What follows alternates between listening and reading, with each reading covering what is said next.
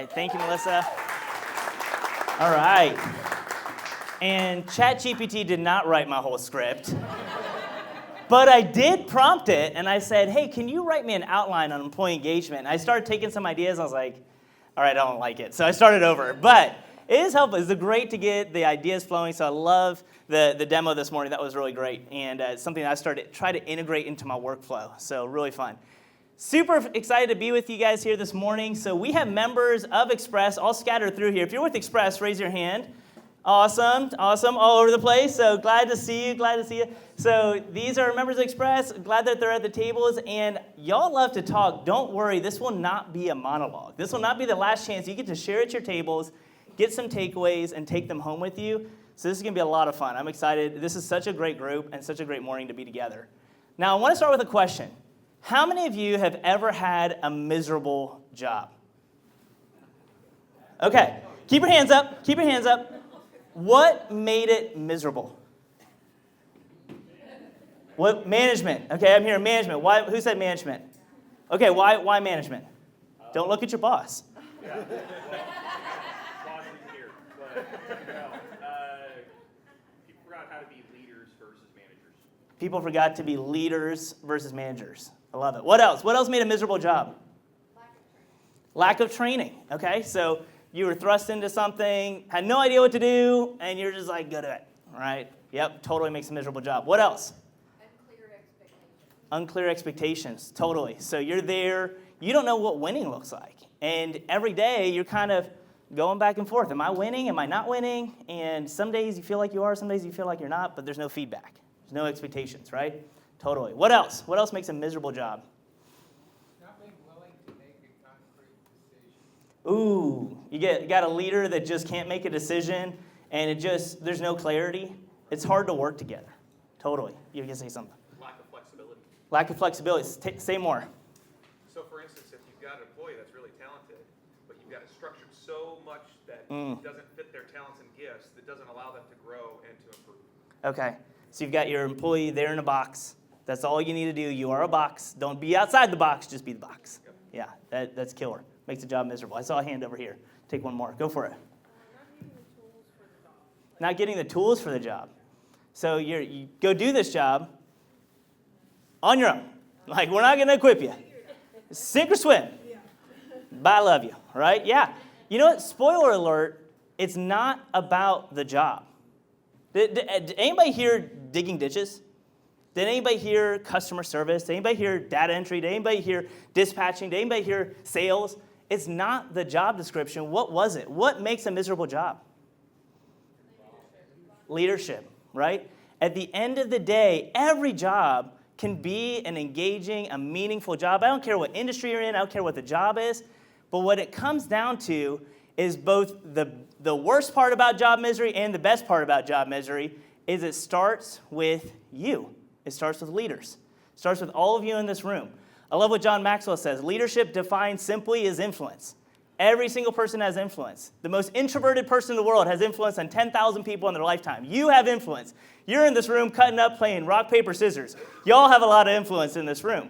So you have influence. So the bad news is you're the problem. Sorry about that. But you are the problem. If there is a lack of engagement in your organization, if there is a lack of motivation, of joy, of fun, of productivity in your organization, sorry, you're the problem. The good news is you're the solution. If there is engagement that you want to tap into, if there's a next level you want to go to, if there's a new passion you want to tap into, you're the solution. Because the old adage is true. Help me finish this. People don't leave blank, they leave. They don't leave blank, they leave. They don't leave jobs, they leave bosses, right? The adage is true. People leave bosses, not jobs. And as I've studied this, one of the things that came up, and a lot of this content comes from this book right here, The Truth About Employee Engagement. Make sure you stick around to the end, because we do have some book giveaways. But in this book, one of the things he mentions is, why is this? Why do leaders not create engaging roles? Why don't they engage with their people? What is the breakdown? Why does this happen? And one of the things that Pat Lencioni talked about is this. Leaders, you matter to your people. I'm going to say that again. Leaders, you matter to your people. More than you possibly know. More than you think you know. When you come in, if you want to have an engaging place, the way you walk into that room, the way you care about people, the way that you make sure they're seen, the way that you're helping create expectations, create clarity, you matter to your people more than you know. And I think a lot of leaders go into work just saying, I'm here to do a job. I got to get my work done. The boss's boss said I have to get this done. I have a huge task list. That's the real work. Wrong. The real work is when you're a leader, you are leading people. You are influencing people. The real work is, how am I engaging with my team so that they are bringing their heart and soul to work and the work is actually happening? So leaders, you count. You matter. How you show up dramatically impacts the quality of their work and, get this, the quality of their life. How many of you, when you had a miserable job, went home and told someone about it? Anybody ever go home and tell somebody about it on the way home? You're just like, you will not believe what happened at work today. Right? You felt that? And unfortunately, job misery is a real thing. Gallup estimates that 5 out of 10 employees are disengaged at work. 5 out of 10. 2 out of 10 are actively disengaged. Let me tell you the difference. So if you're doing the math here with me, 3 out of 10 are engaged. So let's start at the top. You got 3 people in a rowboat, and they are rowing. You've got 3 people out of 10 that are rowing and pulling you forward. You got 5 that are sitting there with their oars in the boat. This is a nice ride. I show up every morning 8 to 5. I get paid every other week. This is a nice ride. I do what I need to, but not more. I'll show up, but that's it. 2 out of 10, y'all, are pulling against you, believe it or not. They are actively disengaged. They are actively creating disruption. They are actively moving against you. So what do you got? 3 steps forward, 2 steps back with 5 freeloaders. That's what you got in your rowboat. So what do we do about this? This is a huge problem. If we don't do something about this, we're never going to achieve the missions, the visions, the dreams that you have for your organization. You're never going to achieve working in a place that you love coming to work and don't dread coming to work. You're never going to achieve the things that you're about, because as an organization, each one of you solve a real human need for somebody else. Otherwise, you wouldn't be in business.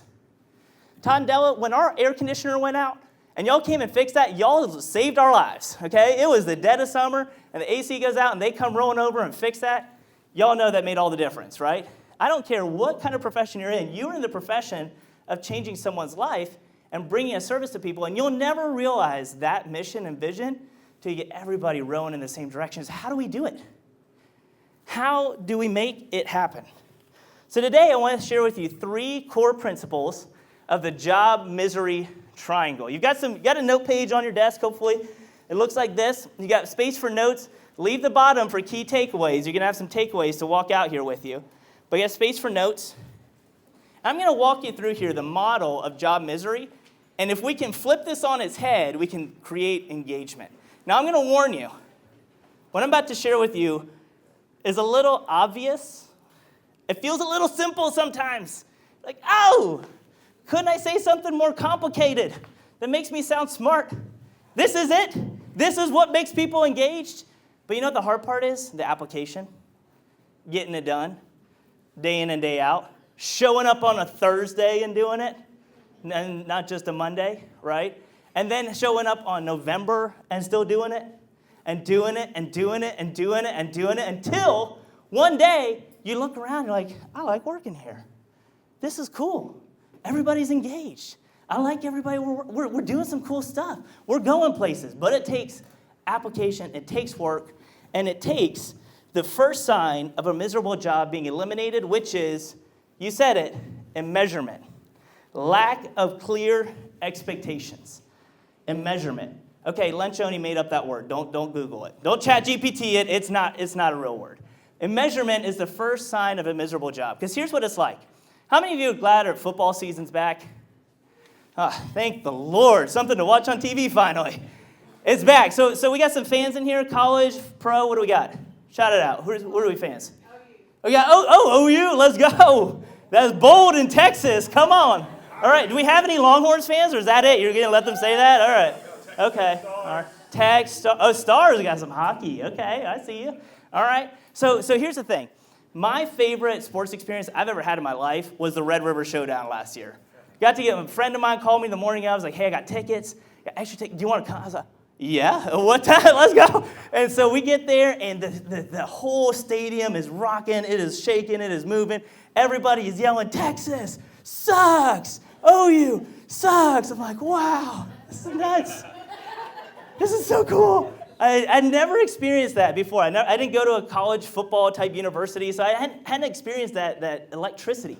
So imagine this. We're watching your favorite sports team at your house. And I slide in a few minutes late, I grab some chips and queso, look at the TV, it's on an advertisement. I turn to you and I say, what?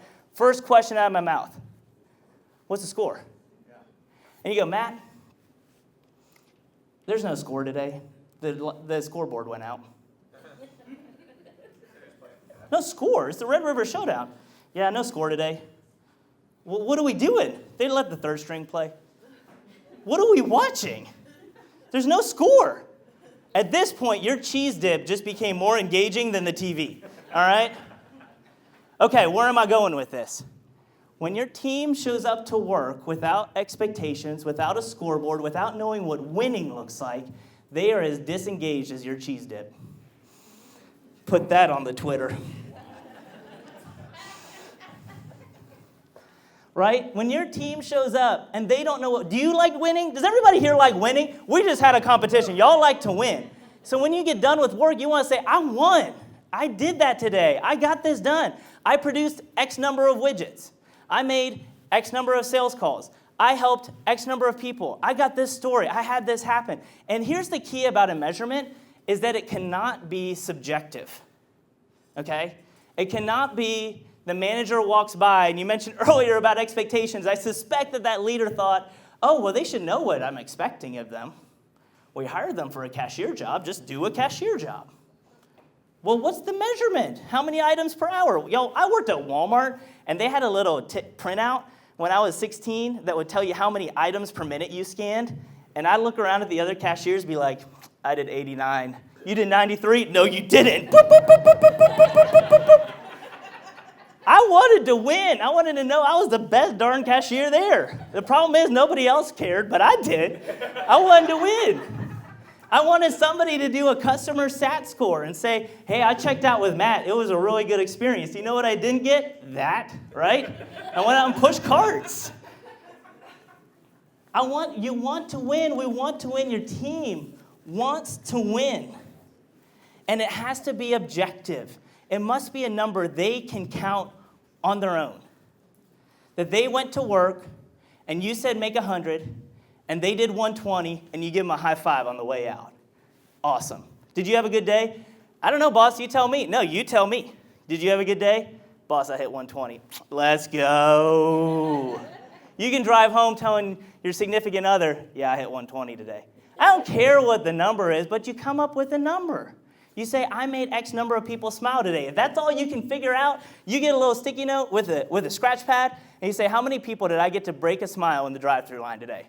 Did I get them to smile? Did I tell a joke that made them smile instead of, thanks? Did I get anything out of them, right? You start to measure something, and then people are able to measure themselves. What happens? Engagement. The football game comes on. The scoreboard goes on. We go, let's go win this thing. Every day, having a sense of engagement. So what does that look like for us? Well, for us, we do 120 sales calls a week.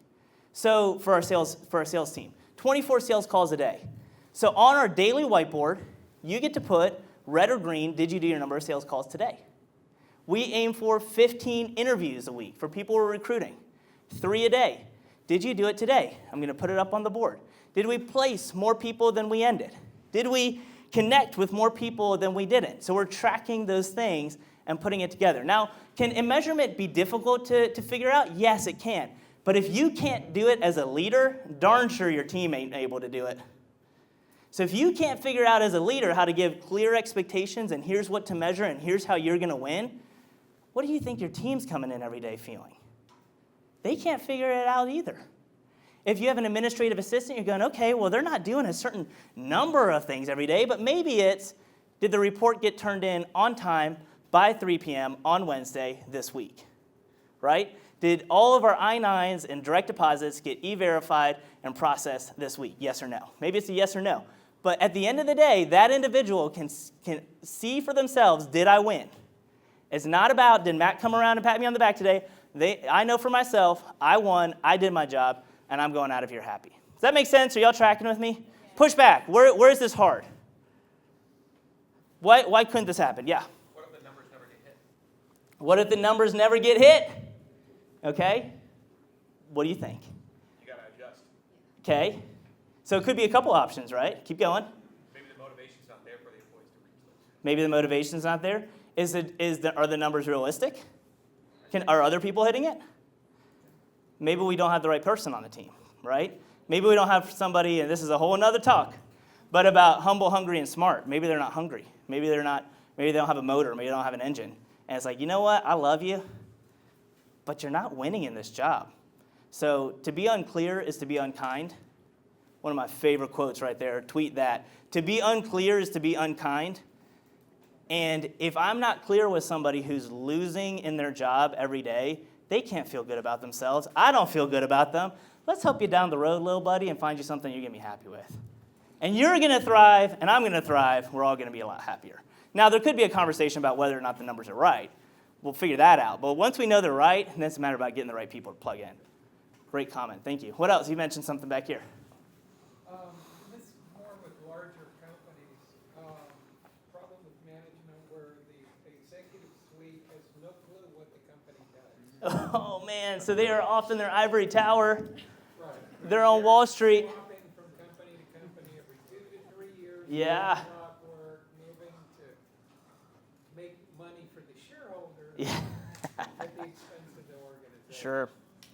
You know, and that's a great comment. I don't know, did I just go out there? Here we go. That's a great comment. So the top level of the company doesn't care. So where do we get those numbers from? Well, two thoughts there. One is I'm leading up, and I'm saying, guys, I need to know what winning looks like. So what does winning look like? Is it shipping X number of things? Is it producing X number of units? Is it X number of sales calls? X number of customers? Something. Tell me what winning looks like. And I'm gonna burn their door down till they tell me what does winning look like here. Then I'm going to go back to our team and saying, here's each of your parts in this, and here's what winning looks like for you. And in the meantime, it's creating it for your team so that they're engaged and they're not stuck and feeling like they don't have a sense of measurement, right? Good. Really good. So I promised you this was not going to be a monologue, so here we go. Back at your tables, I'm going to give you 5 minutes here. How are you doing, your organization doing, in this area of a measurement? Well, not so well. Rank yourself. Does every person on your team have one number? 1 to 3. I don't like more than 3. I can't keep more than 3 things in my head. I just can't juggle that much, right? But I can do 1 to 3 numbers I can hit every day. How is your organization doing in this area of a measurement? Well, not so well. What challenges do you have? Go around and share at your tables. I'll bring you back here in 5 minutes. Ready, set, go. I really love that idea. Have the dialogue. Super good. All right, let's keep moving. Number 2. There's 3 signs of a miserable job. We've tackled the first, which is? All right, everybody look at your notes. Measurement, thank you. The second one is irrelevance. Irrelevance. It's kind of that feeling where, hey, go do the job, no support, no help, and by the way, we may not even notice if you leave because you feel invisible, right? This one to me is really, honestly, one of the saddest ones because we all want to do work that counts for someone. Every human being has an innate desire to impact the life of someone else's positively. We all really, really do want to help. You do an interview and somebody says, I love helping people, right? That just comes out. There's an innate human part of us that just loves helping people. But unfortunately, one thing you hear a lot of managers say is, well, we paid them a paycheck. Why won't they just get the work done? Because they ain't here for the paycheck. Well, yeah, they got to make a paycheck. You know, don't get me wrong. You got to make a paycheck. But at the end of the day, you can pay someone to work, but you're not going to inspire their heart, right? They have to have a desire to do the job. They have to feel like they're relevant. In the industry we're in staffing and recruiting, it can be a lot of work. It can be a lot of numbers. It can be a lot of grind where you're trying to get the right places out and the right people in. And I remember when I was a young recruiter and I would just start Express just about 10 years ago. I started in 2014. And I made one of my first placements. Yes, I started when I was 10. Thank you. And so I made one of my first placements. She was a receptionist at this local company. Company was happy. She was excited, and so was I. And later on that week, I was shopping at Walmart Neighborhood Market in Tyler, Texas, on Loop 323, if you know where it is. And I was going down the produce aisle, and I looked over, and there she was. She was buying groceries with her kid in the cart. And I walked by her in that moment, and I went, wow, she's buying groceries with an express check that I helped her get. Whoa, what I do counts. What I do matters for someone. It was a total light bulb moment for me. In the staffing and recruiting industry, burnout's a real thing. Turnover is a real thing in this industry. It's hard. It can be tough to help the next person when the person before you burns you. Or a deal that you're working on to get the right placement falls apart. It's like, man, I'm just going to go do something else that just doesn't deal with people. These people are tough. But the joy of staffing and recruiting is it's all about people. And when I connected that and got that Kodak moment, I put that in my pocket for 10 years. And I still pull it out and look at it. My work counts. My work matters for someone. One of our core values at Express of Ellis County, you'll see it in our office, is people first. Someone's life changed because you came to work today. Someone's life changed because you came to work today. Because you came to work today, team. This is something I'm sharing every single week. That our team, you can knock me over right now and stand me back up, and the team would say, this is what Matt would say. Someone's life changed because you came to work today. And it's true. Your work helped a company get people. Your work helped somebody get a job, and not a handout, but a hand up, because they got to work. They got to earn that paycheck. You helped them do that. I'm saying that over and over and over again. Just a couple weeks ago, we celebrated paying 200 people in 1 week, and we multiply that by 3 because of the average household size, and we go, guys, that was 600 lives impacted by our work. Let's celebrate that. That's what you did. That's what we did. That's the work you did. Here's the spoiler alert. You don't have to be in staffing to use that phrase. You know where I got that phrase? Dave Ramsey's organization on money management.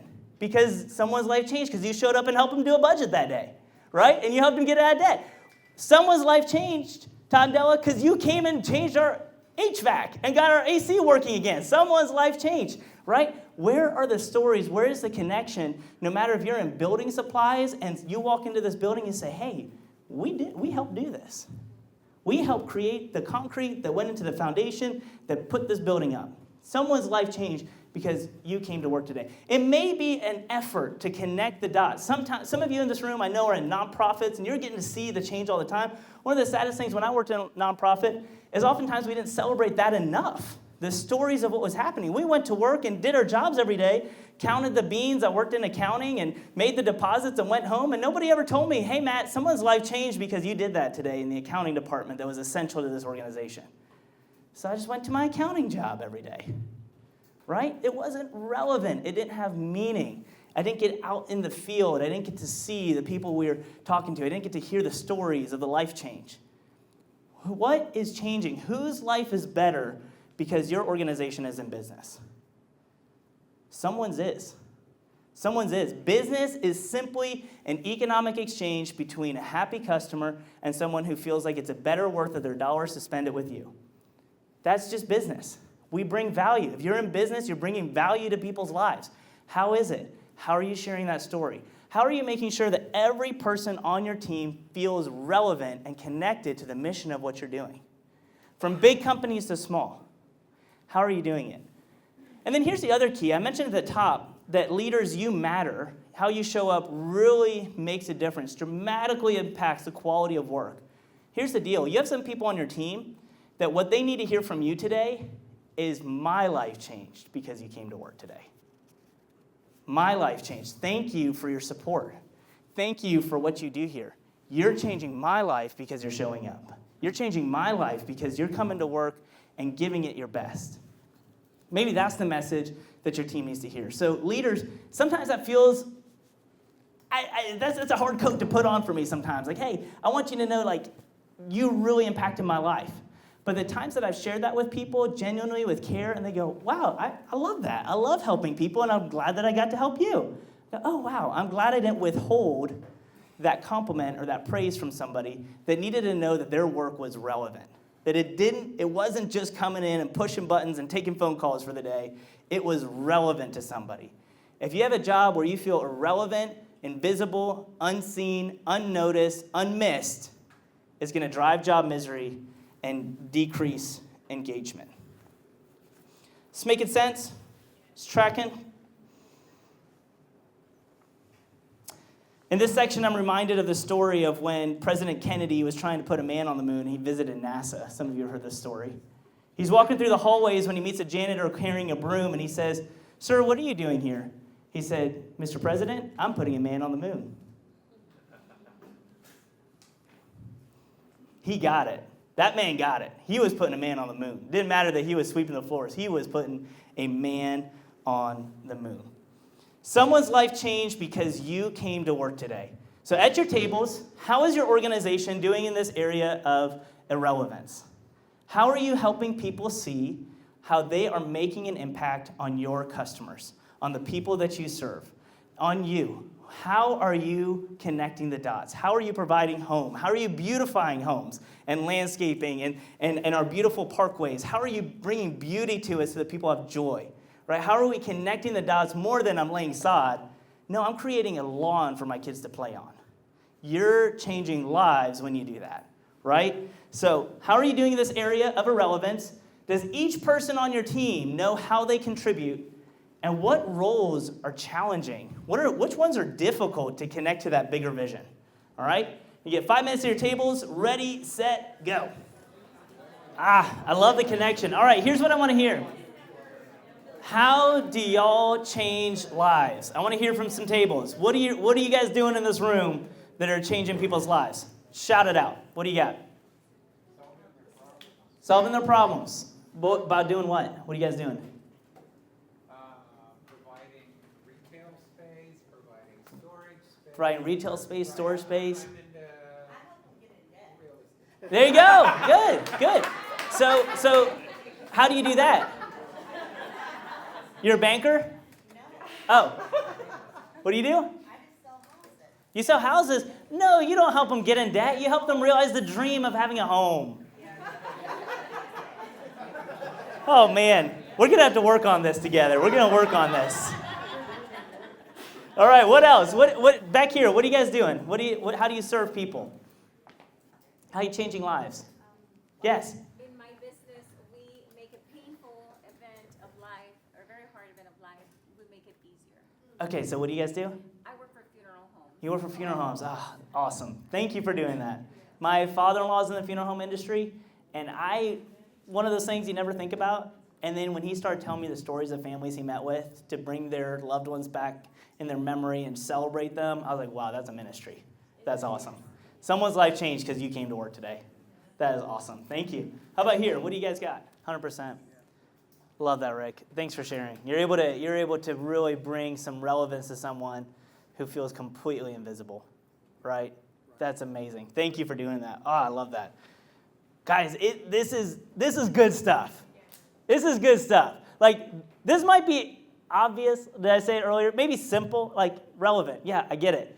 Application, though, if you get this right, do you know the lives you're going to change walking out of this room? Do you know how you're going to lead leaders differently? Do you know how their leaders are going to lead people differently? Do you know how people are going to show up to work differently, knowing that as a receptionist, I count here, I matter. This organization wouldn't run without me the way it could, right? That's going to change lives. Someone's life changed because you came to work today and you were able to eliminate irrelevance. I love it. All right, last but not least, final principle of job misery. And this may be the one that is actually the saddest one to me, which is anonymity. Anonymity. Close tie to irrelevance, but it's even more so, I'm not seen as a three-dimensional human with a life and a family and everything else. I'm seen as a unit of production. That's all I am to this organization. I come in, maybe I get that why I'm doing matters, but for me, I remember working a job where I was that cashier, and I showed up, I did my job, but nothing more. Nobody would have noticed. Who cares? I'm just a cashier. I'm not Matt. I don't have a family. I don't have 2 kids. I'm not going to see my grandfather in upstate New York. You don't care that all these other things are happening in my life. You don't care that we had to take our son to the hospital the other day because he wasn't breathing well. You don't care. He's just a cashier. He's just a frontline worker. He's just a landscaper. He's just a technician. She's just a receptionist. There's no humanism to that person. And to me, this is just honestly a crime against humanity. Because for me, I so deeply believe that every person was made in the imago Dei, in the image of God, that they have God's fingerprints on each individual. There is no such thing as an invisible person. There is no such thing that's worthless and a throwaway. There is no such thing as someone that should just come to work just to do a job, make a paycheck, and get out of here, right? There's no such thing. But it happens. It happens every day in organizations all across Ellis County, all across our companies. And honestly, sometimes what might be the saddest, it could be happening under your nose, and you don't know it because perhaps you haven't gotten to know the people in your organization like you could. But why does that happen? That seems, again, obvious, right? Treat people like people. Treat people the way you'd want to be treated. Treat people, better yet, treat people the way God has treated you, even better than you want to be treated, right? If we want to treat people that way, what gets in our way? What are the roadblocks to that? Why doesn't this happen? In a manufacturing environment, why doesn't the frontline supervisor get to know there are 20 people working on the line? Why doesn't that happen? What happened? Maybe they've been burned before? Say more. Why might they have been burned?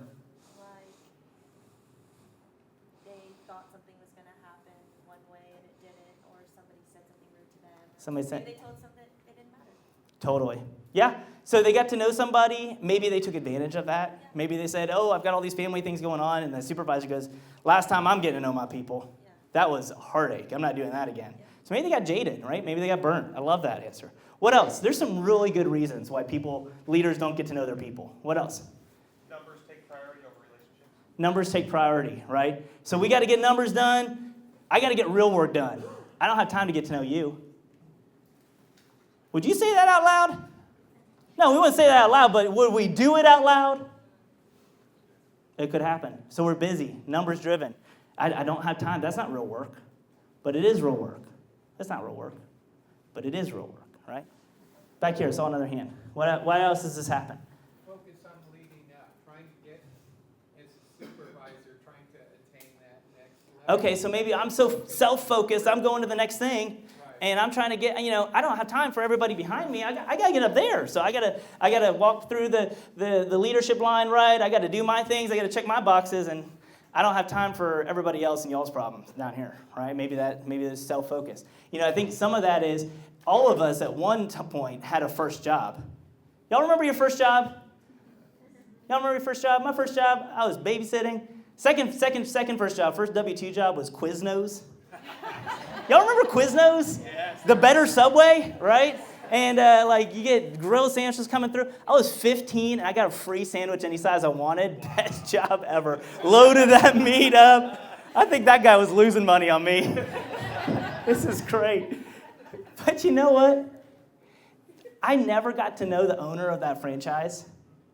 I was just a sandwich artist.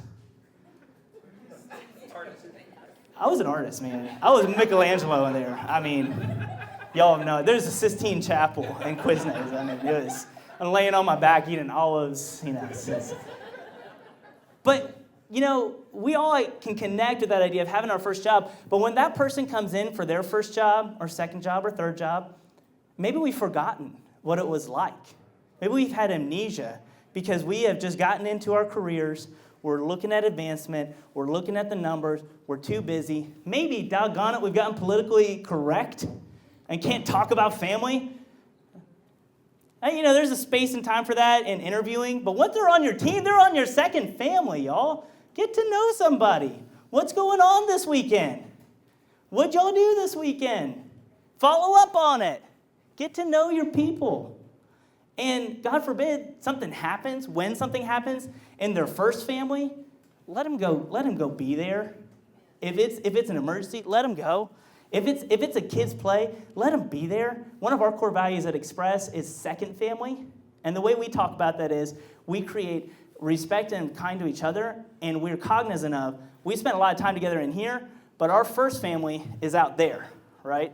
Our first family is out there, and if our first family needs something, that's priority. We already stated it in our core values. Your first family needs something, you go. It's just how we operate, because you're a real human being. Your whole self showed up to work. Your whole self showed up to work after you were up for 5 hours holding your kid all night long because he was not going down for bed. Your whole self showed up for work.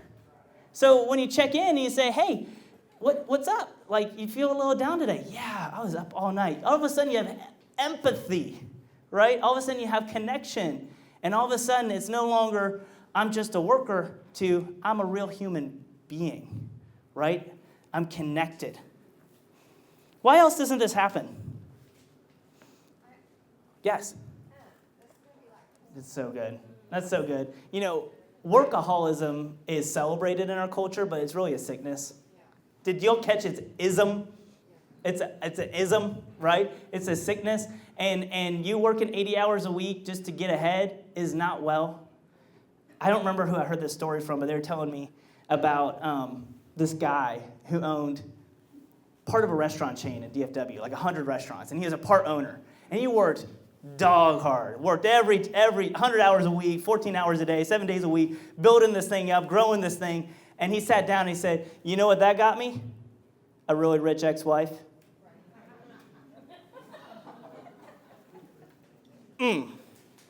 Okay. Got to the end of your career with a pocket full of money and just went out the door, and you missed out on all your kids' life, all your spouse's life. Man, you were aiming at the wrong thing, right? So it's a good check as a leader to say, where am I at in this story? Am I coming in with value? Am I coming in to love people? Am I loving myself as I want other people to love? That's a real challenge. Sometimes we got to look in the mirror and say, you know what? I treat other people a lot better than I treat myself. I tell other people, you know, go spend, take care of yourself. Go work out, eat well, you know, get some free time. Go sit by the lake. And then what do? I'm working all the time. I don't got time for that. But you go do. You go do. And we're not taking care of ourselves. And then how can we possibly have a cup full to take care of other people or be able to lead that way if we're not walking down the path in front of them? Leadership is simply walking ahead and other people following. And if you're not going anywhere, you're not leading. Right? You're not leading.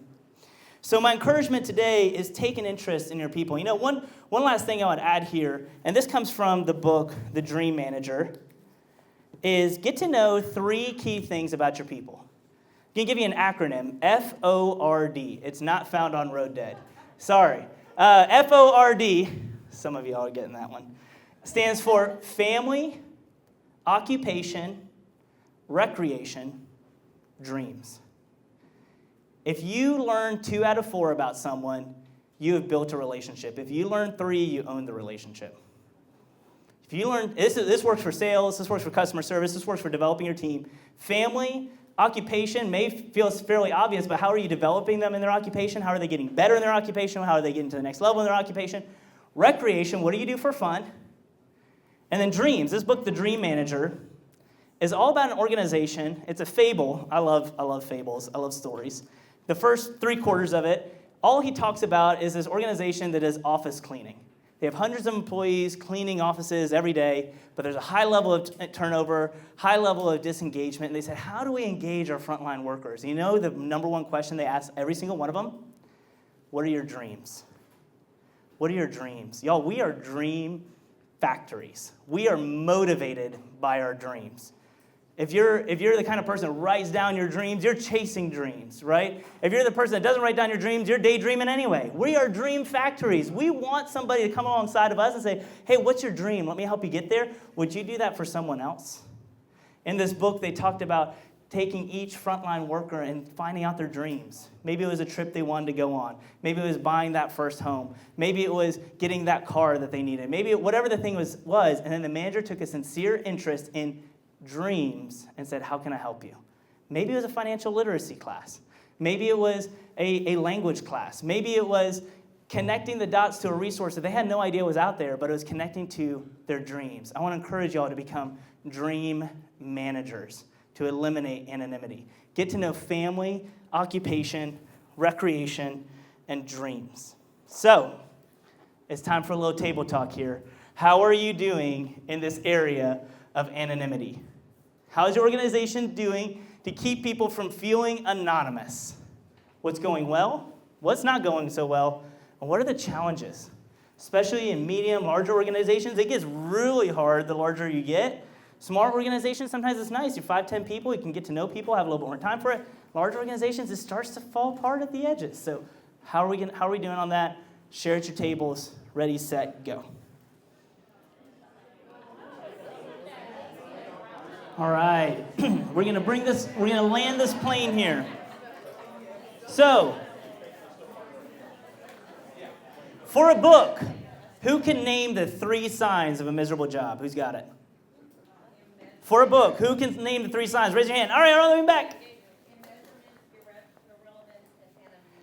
Woo, round of applause. Those are really hard words. I've been tripping over my tongue all morning. So, and measurement, irrelevance, and anonymity. That's the book it's all from. So take it, enjoy it. So how do we now, let's transition. We got the model, but I get it. We're all about to walk out of here, and we're about to go hit some numbers. How do we keep this going? This is a really fun morning together, but what next? Like, that was cool. But we'll come back and talk. We got to do it again. Yeah, we'll just every Thursday. Y'all come on. We're just going to keep it rolling. But really. So let's talk about some systems for success. One of my favorite all-time quotes comes from James Clear, Atomic Habits. You do not rise to the level of your goals. You fall to the level of your systems. Just because now we have a vision for what employee engagement should look like, what eliminating job misery could look like, it's going to come down to what do we repeatedly do. We are what we repeatedly do. So what are we systematically adding in, and what outside energy are we going to get to correct our course from where we've been going to where we now want to go? What are we going to do? So I'm going to walk you through 5 systems for success, and this is where I hope you're starting to land some things into your takeaways part here. I want to go home and implement this. I'm going to fold it up. I'm going to keep it somewhere. I'm going to use these as we go forward. The first is a daily whiteboard. I mentioned it earlier. This is one of the ways we kill and measurement in our business is we have a daily whiteboard. By the way, all these slides are going to be available for you afterwards. So I'll give you a QR code. You can email it to yourself. So I love the phones. Thank you. But you will get a copy of all this. A daily whiteboard. So what is your number? 1 to 3 numbers. Red, green it. Have a name for everybody. Let them post their own numbers. They have their own ownership in what they did that day. And everybody has a scorecard. Everyone has a way to win today. Remember back at the top, I want to win today. Show me how. Let me go post my numbers. So I have a daily whiteboard with a number that I put up every single day. Right? So that's one. The next is I came up with a simple weekly scorecard and report. Y'all, this is in Google Docs. So this is not like high-tech wizardry. It is week by week. What are your numbers? Red, green. And then one of my favorite things, I stole this from Entree Leadership and Dave Ramsey. They asked the question, what was a good thing you had this week? And what was a hard thing you had this week? And anything else you'd like to share with me? And I've added in there any prayer requests you have. How is your stress, morale, and workload on a scale of 1 to 5? And one of the fun things for me every week, gang, the team, that when you submit your weekly reports, is I find out things that I'm surprised about every single week. Oh, I missed a chance to celebrate that. That was awesome. That was a really good thing. Let's go. That was a really good thing. Oh, that was really hard. Sometimes I'm aware of it, sometimes I'm not.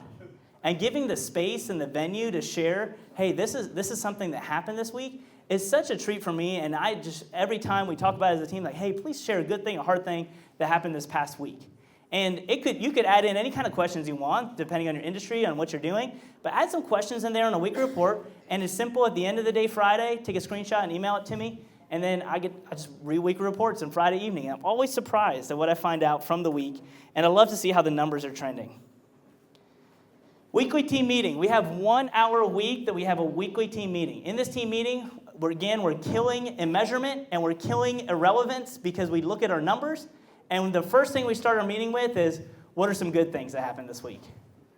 What are some good things that happened this week? And we share stories. We take a few minutes because we will forget that we're doing good things. And we get to share about the welder who took the weld test at one company, passed 1 out of 2, didn't get the job, went over to another company, aced it, and now has a job, and now he's getting a paycheck and came in to say thank you. That's a good story. Let's go do it again, right? Someone's life changed because he came to work today. There's Robert, right? So when we get to share those stories and then look at our numbers and say, hey, we paid 200 people, that's 600 lives impacted, someone's life changed because he came to work today, we exist to bring hope to employment. We're on mission here. It's not just coming in and doing a job. It's killing that irrelevance, right? And it's connecting the dots. So we have a weekly team meeting. We go over our numbers, and we're able to talk about the stories of what's going on. Next, we do quarterly conversations. Now, this quarterly conversation, this took me a while. Now, and again, you don't have to just do all of these systems at once. Maybe you're at stage one or another at this point.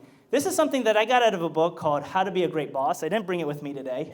But quarterly conversations talks about the idea that every 13 weeks, there's a drift in your relationship as a team. The vision was really, really clear on Thursday, September 5th, when we talked about it, but 13 weeks later, it has gotten fuzzy.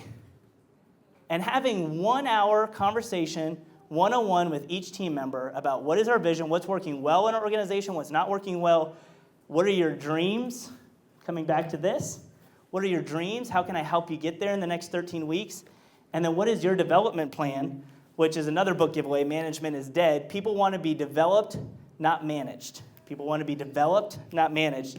And we get to talk every 13 weeks. We get to have a one-on-one. Y'all, that might sound like a lot of time. 1 hour with each report, direct report, once a quarter. But I did the math. What do we have? 520 hours in a quarter, and you're going to give me 1 hour? What is that?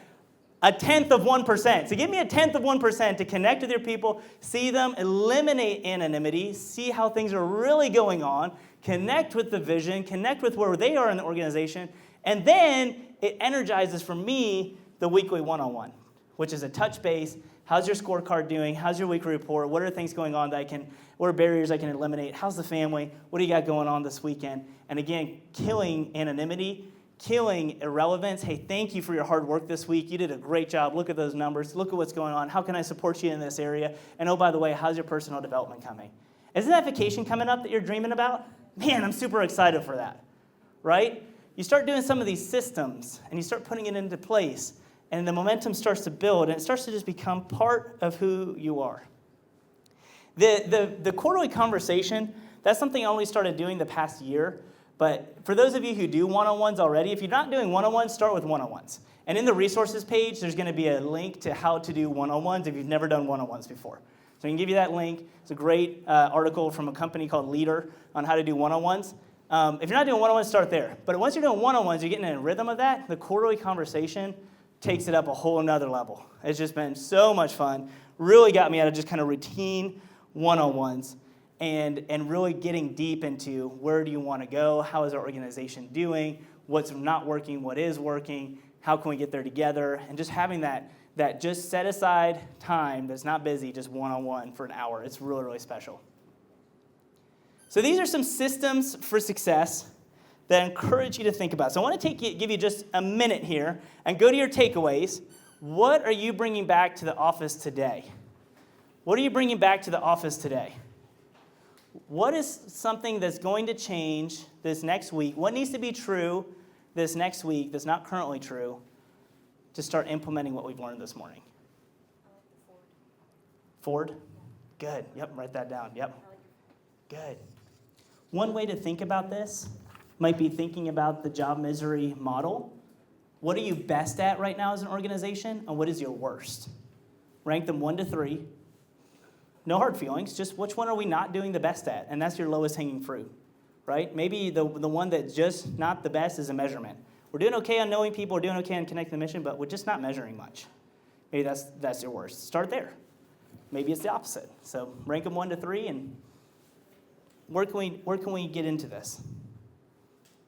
Unless I know I'm over my time, I'm just going to steal a couple more minutes here, and we'll wrap it up. I want to hear just a couple of takeaways. What do we got? What are some takeaways that you're taking home with you? Whiteboard? Good. Yeah. Get a good whiteboard up there and start using it. Use that system. I love that. Absolutely. Get a good measurement. Track it. Love it. What else? Get to know the guys on a personal level. That's awesome. I love that. Use Ford, get to know their family, recreation, dreams. Love that. Awesome. What else? The weekly scoreboard report. Weekly scorecard, weekly scoreboard report. Good. Come up with a system on that, just weekly, looking at the numbers, seeing where we're going. I love that. Good. What else?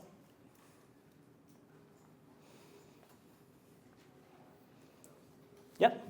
Actively engage with the people who are doing the actual work. Actively engage with the people actually doing the work and recognize them. Big. Yep, good. Good aha moment. I love that. Well, here's something we know to be true. Everyone wins when the leader gets better. Everyone wins when the leader gets better. I'm so thankful that you took the time out of your busy week on a Thursday morning to come out and get a little bit better today. I hope that you're taking some principles, some things that you're putting into your heart, into your head, into your systems, into your calendar to making it happen. I tell you what, my calendar holds me accountable. I put our quarterly conversations on there and made them recurring for every 13 weeks. Guess what happens every 13 weeks? A quarterly conversation, right? I put one-on-ones in my calendar, made it recurring every week, right? Maybe it's every other week. Figure out your system. Our team has on their calendar, submit a weekly report by 5 on Friday. It just happens, right? So what gets in your calendar happens, but everyone wins when the leader gets better. Now, something I want to leave you with here is going deeper. So this is going to be the resources guide. This is going to be on the slides that get sent out. But you can get deeper here. These are the books that I referenced. Gallup has a lot of information around elements of engagement. But sometimes you walk out of here with the whirlwind hitting you, and now you're about numbers, you're going. How do I sustain this idea? If we really believe that 3 out of 10 are rowing in our organization, 5 have the oars in the middle, and 2 are actively disengaged, if we really want to put some extra energy around engaging in this information, how can we do it? I want to offer you just a couple resources here as we land. One is we have Express Pros training. So we actually have a part of our company that consults with organizations and comes in and develops training around the topics that you need to get deeper in. It's customizable. They have some great content that's off the shelf and customized to your organization. We're working with a manufacturer in Waxahachie right now, and just they are eating it up. They're frontline leaders. A lot of times, people become leaders and have never had a leadership class in their life. I read a Forbes article recently that I think it said 70% of frontline leaders have never been to a leadership class in their life. So they're getting the opportunity to think about, hey, connecting with my guys, and how do I do that on a regular basis? So Express Pros Training, Kevin is here with Express Pros Training, Kevin, and he's got some flyers in the back. If you're curious more about Express Pros Training, check them out, and check us out on that component of being able to partner with you on that. The other side of it is being able to access all this information, take it home, and read more. So please scan this QR code, and you'll be able to download the presentation. You'll just put in your email, and you'll get it right to you. But you'll be able to take this back and just be able to continue to read, continue to learn. I encourage you just to continue to dive into this kind of content, read the books, listen to the podcast. Everyone wins when leaders get better. So I'm so glad that you took the time to learn and lead today. So last but not least, I've got 2 last book giveaways. I've got The Dream Manager. This is going to my guy in the back that said the takeaway of getting to know your team better. I love that. This is going to help you get there, brother. Thanks for sharing that. Thank you, sir. Really good. And then I've got one more. Who's got one more takeaway for me for the last book? Something you're taking away to put into practice. Super hungry for books this morning, or you're like, we got to get going. Here we got. Start meetings with the good things that happen. I love that. Thank you so much. All right, thank you, everyone. Thank you for coming this morning.